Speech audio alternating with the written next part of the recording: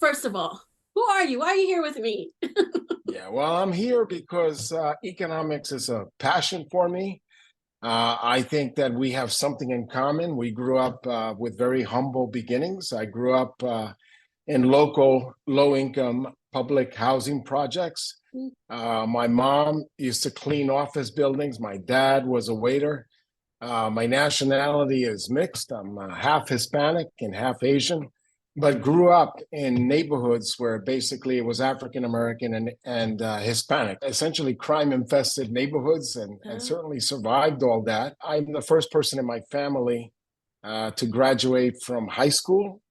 I'm the first person in my family to graduate from college, first person in my family to get a master's degree, Wow. and first person in my family to get a PhD in economics.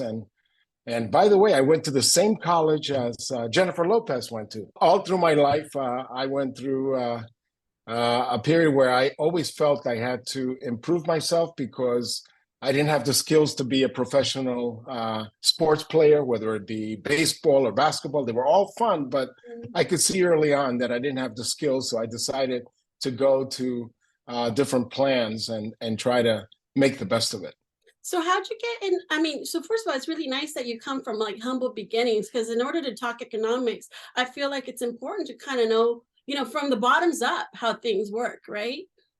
That's right. And that's why after 25 years of working for JP Morgan Chase as their global chief economist, and I retired in 2019, I write a Substack article. I've been doing that publication, a weekly publication for the last 2 years. I encourage all your viewers to subscribe for free and get my weekly newsletter. And I'm called the People's Economist because I really think that I write in ways that everyone can understand. Public speaking has always been a passion for me. I did about 350 presentations a year while I was working in JP Morgan, not only in the United States, but also all over the world. So I have over 6 million miles that I have flown. That's the number of miles that I have flown on American Airlines since I started my career, since I started flying at the age of 19 for the first time. Most people fly on airplanes when they're young kids, even toddlers, but I never knew what an airplane was until I was 19 years old. You and I both. I was a teenager also when I got on the plane, and it's kind of scary, that first little bump, you're like, oh my goodness. But once you get over that That's bump, right. and it should be a metaphor for life, once you get over that first one, the rest of them are, pretty The easy. rest of them are easy. That's right. We're always talking poems and philosophy in my world, okay? Beautiful, beautiful. So tell me a little bit about economy. Like, how did you even get into this? Nobody ever talks about, hey, you want to be an economist? How did you get into it? Well, that's a great question, Martha, because when I was about the age of 13, I remember watching television. And I remember that I saw the Treasury Secretary under Jimmy Carter, and his name was Bill Simon. I was so mesmerized by everything he was saying. I told my parents that I wanted to be an economist when I grew up. And of course, they didn't know what that was. And I had no mentors in my neighborhood. That was not something anybody talked about. But I really pursued and watched this guy. And I was just determined that that's what I was going to do. In fact, when I went to high school, I went to my high school teacher that was teaching economics. And I told him, I really want to learn about economics. And he looked at me and he goes, economics, you're just coming in? He says, are you really sure? He tried to discourage me, and he didn't even want to tutor me at all.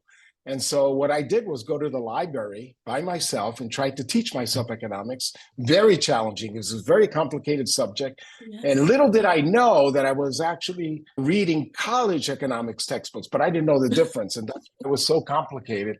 And so when I went to his class, back then they had something called AP, Advanced Placement classes in high school, and economics. And I'm there and he's teaching economics. I think I was in my junior year in high school, and all the kids, their eyes glazed and they didn't understand, but all the lights just started turning on. And this teacher, the same teacher that refused to tutor me for 2 or 3 years, I had to teach myself, he just couldn't believe that I could understand everything. And it's not that I was smarter than everybody. It's just that I've been banging my head against the wall for the last 2 or 3 years understanding. And now everything made sense. And he was completely impressed. He goes, oh, I didn't know that you had a talent for economics. Otherwise, I would have done it. And of course, there may have been other reasons why he didn't want to help. He said I was just going to waste his time, which obviously is a buzzword for other things. But anyway, from there, I just kept learning and never looked back. College, a lot of kids didn't know what they wanted to graduate in or what they wanted to focus in. And I never had any doubt. Baruch College, where Jennifer Lopez went to school, and I bumped into a professor that just decided he wanted to be my mentor, which was kind of strange for me because all these years I was always looking for mentors and everybody turned me away and said, I'm wasting my time. I'm not going to be your mentor. And this guy volunteers. I never forget. His name was Professor Stone, and he just said, I want to be your mentor. I know you can succeed.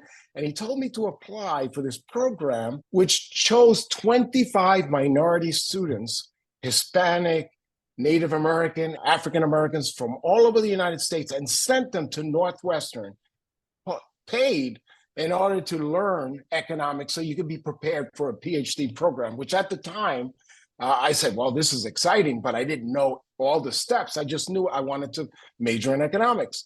So anyway, I went through the process. My family tried to discourage me because they said, 25, that's like buying a lottery ticket. You're not going to have a chance. You're not going to make it. And I said, well, there's somebody in my school, my college, that has faith and tells me that I'm going to make it, so I'm going to go for it.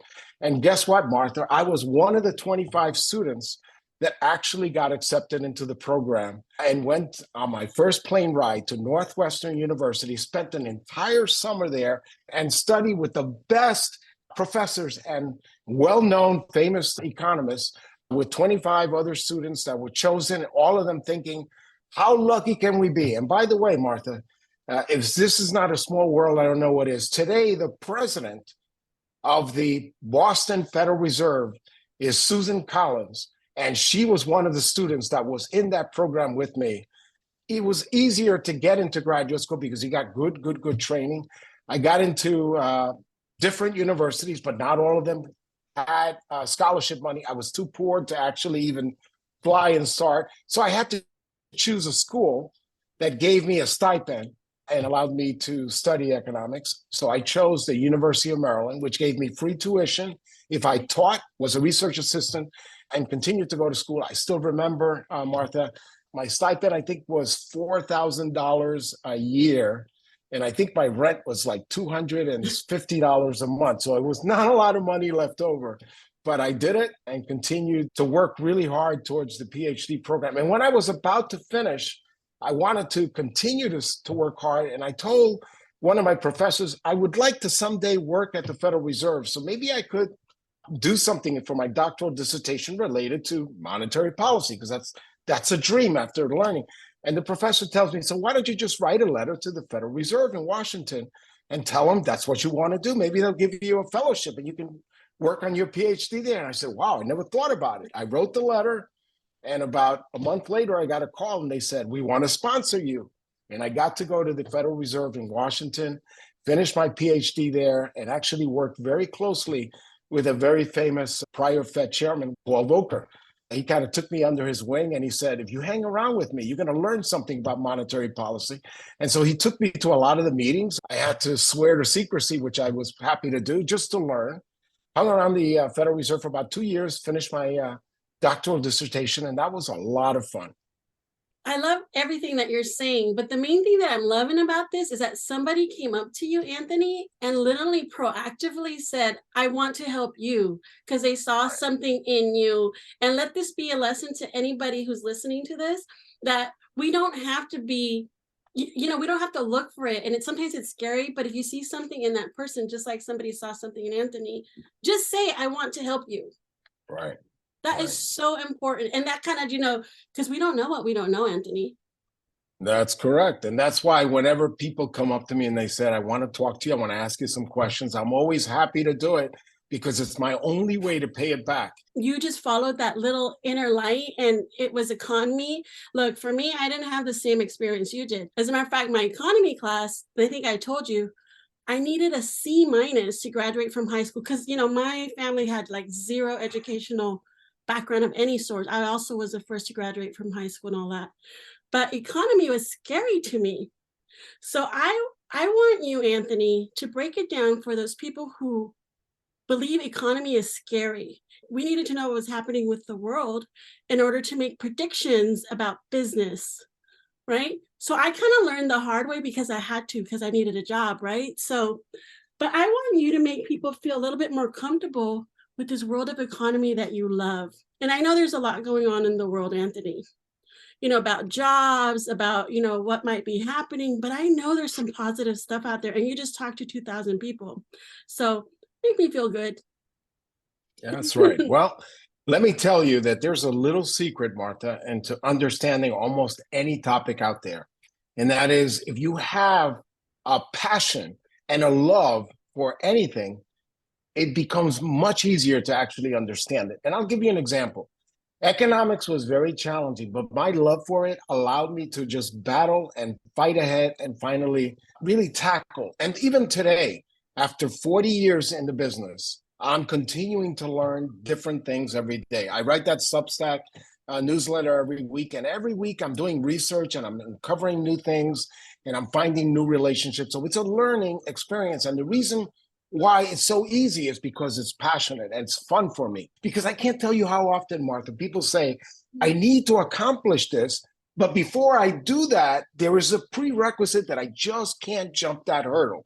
And very often I just tell them to take a deep breath and start to force themselves or to get themselves to like it. Maybe not a lot, but like it a little bit, or maybe a little bit more. And before you know it, the topic and the adventure is not that challenging anymore. When I started working at JP Morgan in 1994, I was really working very, very hard to make sure that I would be always on the top of my game out there. I had been an economist at the Federal Reserve, not only working at the Washington Federal Reserve, but then later on, I was a university professor for a couple of years and was doing a lot of research. I was teaching 3 hours a week, and most of the other professors were teaching 9 hours. They were a little bit mad at me. The secret was that I was doing research, publishing things. And if you publish in a university that wanted to raise the standing of the university, they reduced the number of hours. So I remember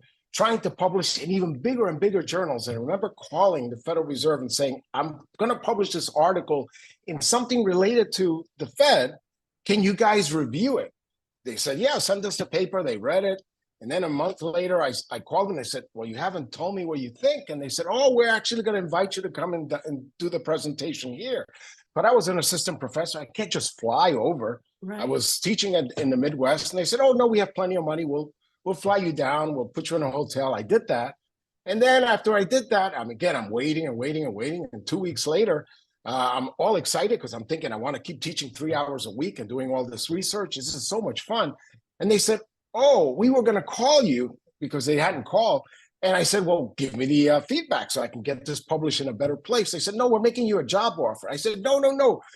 I'm in a university where all I need to publish is 3 articles in 5 years. I already have 5 articles in 3 years, and I need 3 and 5. So I'm going to get tenure. And they said, no, but here we're going to take care of you.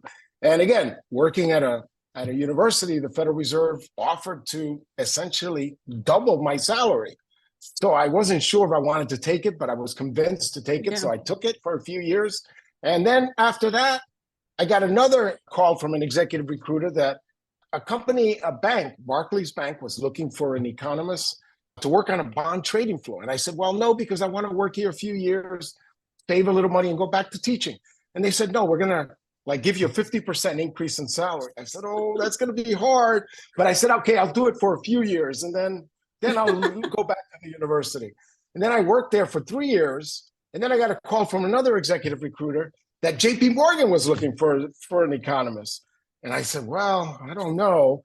And they said, well, again, another 50% increase. I said, well, maybe I'll do it for a few years. Well, I ended up staying there for 25 years, Martha.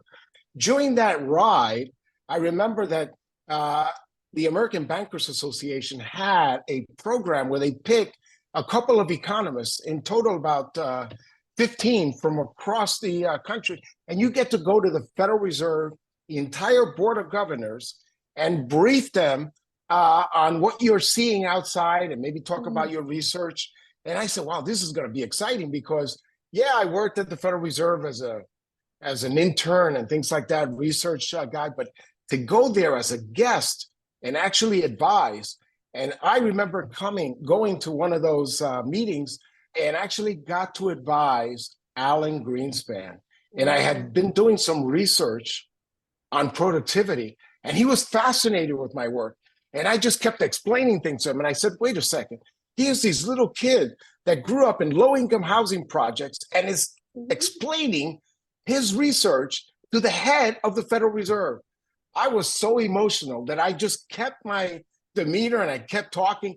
But when I went back to my hotel, I just broke down. Yeah. And it was just such a beautiful feeling that I don't think I've ever experienced anything like that in my entire life. What a beautiful feeling, because that's like the you have made it feeling. You know what else I like that you were just saying is that in every one of your like career moves, you kind of didn't want to do it, but there's a little carrot and you're like, you learn to love it. You learn to love it. That's right. And so you were drinking your own, advice throughout the whole thing. Oh, congratulations on that. And I can't even imagine the feeling you had at that hotel when you got back. It was very emotional. And I mean, I lost my dad when I was 10 years old. And I just kept thinking if I could only share that with my dad, it would have been memorable. And luckily, my mom lived to be 94. She's no longer with me, but she got to see a lot of it. And so that was a gift. Yeah, that's a gift. I don't have a dad either. And, I wish he could see what I'm doing. And, we come from immigrant parents, you and I. That's right. And so this is a big deal for all anybody who is seeing this. Absolutely. That we can go from this to that. And we just have to have that little fire in our belly that just keeps us going. That's right. We really have to have it. And the good news is that a lot of immigrant parents, and I'm sure yours were the same way, they worked really hard and they worked at menial jobs. They were thinking in their minds, the next generation will do better. Yeah. And that was a feeling that a lot of immigrant families have. Mine had it, and I'm sure yours have it, that along with your desire to exceed and excel is the formula for success. You need that push from your parents, but you also need that emotional fire that you have in your belly. And the two together, nothing can stop you. What kind of advice would you give some of the kids, like the first generation, maybe even newer professionals going into the workforce that, they can utilize to make themselves even better for their future? It's very easy to say, well, I've made it. This is great. And then you just sit back. And all my life, I've never been complacent with anything I've accomplished. I feel good about it. There's nothing wrong with that. But I always say I could do better. And if you have that attitude that you could always do better and you strive to do better, then guess what? Nothing can stop you, because I can assure you that in life, you're going to have competitors. And it's not that you have to shun competitors or you should be scared of competitors, but you'll always have competitors. And I can assure you that competitors, if they're competing with you, are not going to say, well, this person is so good, I'm just going to give up. No, they're going to continue to try to be better than you. So you will have to continue to keep upping your game. I've always told everyone, including my three daughters, because that's a big challenge out there for women and the gender pay gap. You have to continue to try to be better each day. A lot of times you see that job advertisements say things like, you have to be competitive, you have to be forceful to succeed. And to some women, not many, thank God, will kind of shy away from that. And they say, well, that maybe is a masculine type of job, or that's a job for a male person. And I say, no, we live in a world which we should all be equal. If they say be forceful and be competitive, then be forceful and be competitive. And don't shy away from any challenges. Just try to be better. And if you continue to try to be better each and every day than the day before you know it, you're going to make the grade. And once you make the grade, never be complacent, because complacent is the first cousin of failure. Never be complacent. Always strive to be better. I love that. I have two daughters myself, and this is a girl's world in this house, right? I started in the tech industry when it was primarily a lot of men, and I grew up with brothers, so I was around the whole boy community. So I actually grew to be kind of forceful myself because I'm going out to sales meetings with men. My partners on the board table were men. So I was very straightforward in what I wanted. And I didn't know that's what was differentiating me from the other girls. And it had nothing to do with being Latina. Okay. It had nothing to do with that. As a matter of fact, it just had to do with just being confident about what you were delivering. And because I had been around, I actually learned a lot. So thank you for saying that. We should be equal, but we're not. I mean, this whole gender gap, let's just move forward and do what we have to do and be forceful about it. So tell me, Anthony, about employment trends. I know that you had this article that just was hot off the press, right? And people are feeling a little uncomfortable about employments moving forward with the economy the way it is. But you're actually saying that we're a little ahead of it. That's right. Right now, a lot of people are a little bit worried that employment is going to be slowing down, which it will. Mm-hmm. But if you look at employment growth based on trends, we see that employment growth is typically about 1.2% growth year over year.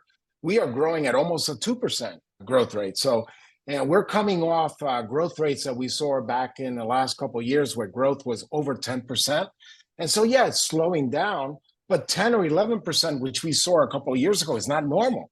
Closer to 1% is normal. And the good news is that one of the reasons we are seeing that employment growth is as strong as it is today is because of the beautiful immigration. And I say that because right now, the fertility rate in the United States is 1.66%.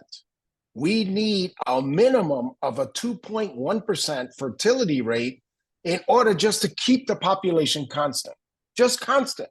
And so the only reason that we are able to expand our labor force, the number of jobs that we're creating, is simply because of immigration. Now, that is not the only way that you can actually make progress in an economy. You can make progress by increasing productivity growth, because when you increase productivity growth, that means that you can produce the same level of output or even more using fewer workers. The bad news is that in the last couple of years, productivity has been below trend. So you can't rely on productivity growth. The second way, and I talk about this in my latest newsletter, is to maybe embrace artificial intelligence, because artificial intelligence is going to be able to boost the amount of output using fewer workers. The problem with that is that artificial intelligence is a new kid on the block. It's just starting out now. You could not rely on artificial intelligence over the last couple of years, and you probably can't rely on artificial intelligence over the next couple of weeks or even the next couple of months or even the next year or so. So you're going to need a third outlet, and that is immigration. And immigration has been working really, really well because we are seeing that whether it's male or female, foreign-born immigration into this country, it's growing faster than the organic growth rate of the US population. That is the only reason, Martha, that we're able to get more workers. And by the way, we still have job shortages. And again, what happens with immigrants? Like my parents, which were immigrants, they worked in low, menial jobs. Not all immigrants, because today we have immigrants that go into the medical profession as physical therapists, as professional nurses. We even have some immigrants that come here and they're doctors. But the lion's share of the immigrants go into these lower income type of jobs, support their children and the next generation so that they can become the next generation of accountants, doctors, lawyers. That's the way it has worked historically. Now, I would like that channel to unravel itself a lot quicker, but historically, that's how it takes place. The good news is that if you do that, you're going to be able to increase the number of workers. And by the way, it's going to lower inflation. One of the problems we have today is that we're complaining that inflation is too high, it hurts the average person out there. Well, if you have more workers, you're not going to have as much inflation because these labor shortages are not going to turn into higher prices. So that's the reason why immigration has benefited the US economy so well. And by the way, for those people that are worried about inflation, inflation has come down more than 60% in the last year or so. Back in June of 2022, the consumer price index was rising at 9.1%. Now we're seeing that inflation rate is below 4%. We are making good progress. And for those people that say, oh, we don't have any money or things are really rough, I'm sure, Martha, you keep hearing, oh, out there the way that people are saying we have a $33 trillion national deficit, national debt of $33 trillion. We have credit card debt of $1.1 trillion. We're all just going to disappear into misery because of that. Well, guess what? I looked at the data real closely, and this doesn't get a lot of publicity, but I advise all your viewers to go into the Federal Reserve financial accounts, and you can verify this data for yourself, or Google it and you can verify. It doesn't get a lot of publicity, but since 2019 in the fourth quarter to the latest numbers available, which is the second quarter of 2023, what we saw was that household net worth increased by $37.6 trillion. That completely dwarfs our entire national deficit and debt that we've accumulated over the last 200 years. Martha, we have never seen wealth creation this great in 4 years in the history of the United States. So we have accumulated our wealth. Now, what's the problem with that? The problem is that we have an unequal distribution of wealth. Yeah. So obviously, people at the lower income levels are not doing as well as people at the upper level of income. So, but the wealth is being created and that is being distributed. It's going to help grow the economy. It's actually telling us that we have potential. You want to move up. So what advice would you give people that are on the lower, end of the spectrum and give them the confidence to move up? One of the things that I do to give back to society, I am the CFO for the Skyhook Foundation, which is obviously founded by Kareem Abdul-Jabbar. He actually grew up in housing projects too. I get to hang out with him and help him out. Young inner city students that are either Latino, African American, or Native American, and they introduce them to the STEM sector. And by the way, it cost the Skyhook Foundation about $350 to put one of these kids through the program. And on average, these kids are making almost 2.5 times what somebody earns if they just graduate with a liberal arts degree. So you want to go into professions that pay a lot, but also that you enjoy them. And this program pushes these kids through this program in the 3rd and 4th grade, because research finds that's when you actually can decide, or students can decide whether they want to go into that area or not. And it's not to say that everybody has to go into STEM research, but you want to go into areas that at least pay you something that is going to make some progress. That doesn't mean you go into an area you're not going to like, because there are so many different sectors out there, not just 1 or 2 areas, but areas that can actually help them make progress. You don't want to go into an area where the unemployment is very high, or for a fact that there's no chance to be able to get a job, because then you're going to be miserable. Exposure is huge. Exposure. So I actually think that's what happened to me. Like, I didn't know I was getting into the whole tech industry, needed a job, whatever, my story. The exposure into that paid really well. And I didn't know that it could, keep paying me and paying me and paying me and paying me. Here I am 25 years later. I'm doing pretty well. And I broke the cycle of poverty simply by being in a totally different world. So that's why I like going into schools and just saying, hey, I'm there. I look just like you, and you can too. Let's bring the kids into, get tours of the company. Let's do videos. Let's show them there's other people like us, so that we can keep believing that we can be there too. And Anthony, I think it's very important to talk numbers with not only these kids, but the parents of these kids. Because if I tell them, oh, well, you're getting paid $20,000, $30,000, but your kid out of graduation as a coder, I'm in tech world, can get $80,000 by making video games, $80,000. Let him do his video games. Let him do all that. I mean, that starts to break that. And it's okay. And they'll be good kids, and they get 401k and all of that other stuff. Exposure is huge. 700,000 tech jobs are open right now, Anthony. Why not that lower sector take over? We need to believe it. We need to believe that, yeah. And we have a lot of work to do, Martha, because if you look at the unemployment rate statistics, today, the Hispanic unemployment rate is 0.9% higher than the average unemployment rate in the United States.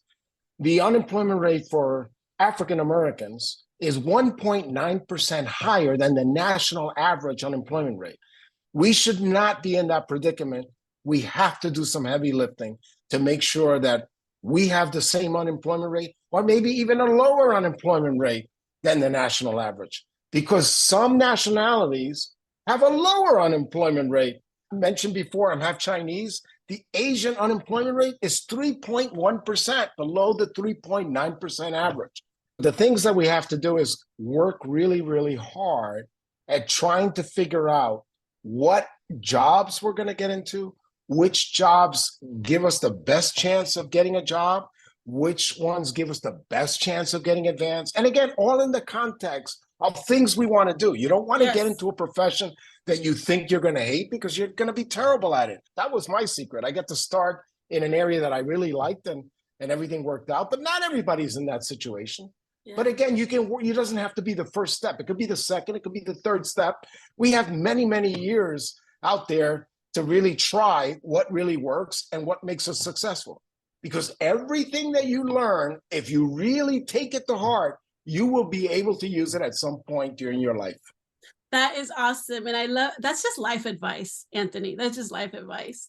You also mentioned when you were a little kid, you were exposed to somebody on television, and this is how you got fascinated by the economy, right? So again, I just want to reiterate, exposure is huge. However we get exposure, there's a lot of bad exposure out there too right now. So I always say, let the positive outweigh the negative, and then, you know, hopefully we can attach to that positive. So just something there. But what advice would you give little Anthony? What would little 10-year-old Anthony say about the future of Anthony Chan now? You have to find out something that really gets you excited. Like, for example, for me, it was public speaking. Nervousness never even enters my mind because, again, what does nervousness do? It detracts from your performance. It's a negative. You yourself, Martha, said, stay away from the negative. Mm-hmm. Nothing that actually gives you a negative charge is something that should be in your psyche, because it's going to detract from your performance. If you're going to run a marathon, are you going to start thinking, am I going to make it to the finish line? No, you never start thinking about that. You're just going to say, let me pick the pace that is going to help me make it to the finish line. You never even consider the notion of whether you're going to make it to the finish line or not. That should not be something you think about. And so I have never, ever thought about the negative aspects of something that I'm about to do. I always think about, what is the pleasurable aspects I'm going to get? What is the level of satisfaction I'm going to get from doing it? And that has always treated me well and carried me to the next level. Well, you love speaking. And I mean, that's obviously part of you. And I like speaking too. And I don't get nervous being in front of a lot of people either. I like it because I know that whatever message I'm going to put out there, I mean it and I love it and I'm passionate about it and I want them to feel it. So if I'm not feeling it, you know, I get like really like, if I'm not feeling it, they're not going to feel it. And I know that about myself. And I know I was put on this earth to do that. I didn't personally find that until just 4 years ago. And I'm 50 years old, you know? So, hey, it's never too late, but I always had it. I just needed to be given an opportunity. And I did. And I was like, oh, I kind of like this stuff. I also wanted just to say, to not forget, you mentioned 3rd and 4th graders out there that you help out in the community. It's such an important time of their lives to focus on this age group. I feel like a lot of times we focus on high schoolers and, you know, people who are out of college, but really it starts that early, Anthony. And thank you for getting that and giving back to the community. And for anybody out there that thinks that 3rd and 4th grade is too late, it's not, because it's the future. The future happens no matter what, as long as we don't die, right?